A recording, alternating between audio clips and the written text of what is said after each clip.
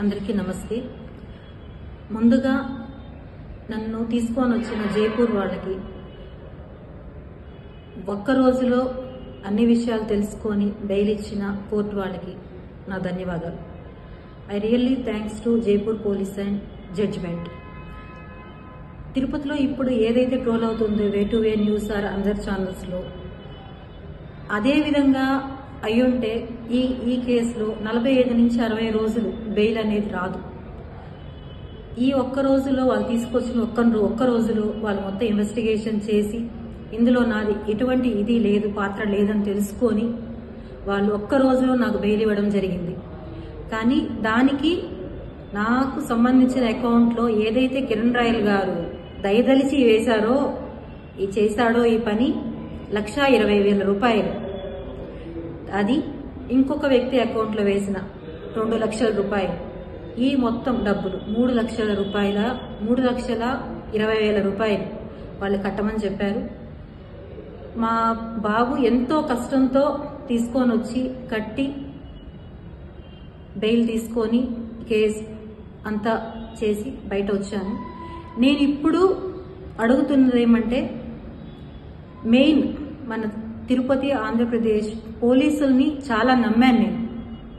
కానీ ఇప్పుడు నాకు అర్థమైన విషయం ఏమంటే, అధికారంలో ఉన్న పార్టీకే పోలీసుల సపోర్ట్ ఉంది, ప్రజల సపోర్ట్ కూడా.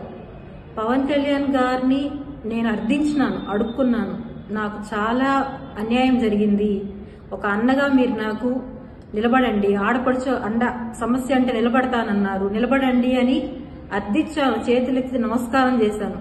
కానీ ఏ ఒక్కరూ పట్టించుకోలేదు. అదేవిధంగా ఏ పార్టీ వాళ్ళు పట్టించుకోలేదు. చెప్తున్నారు ఆ పార్టీ వాళ్ళు వస్తున్నామని చెప్పారు, ఈ పార్టీ వాళ్ళు వస్తున్నామని చెప్పారని.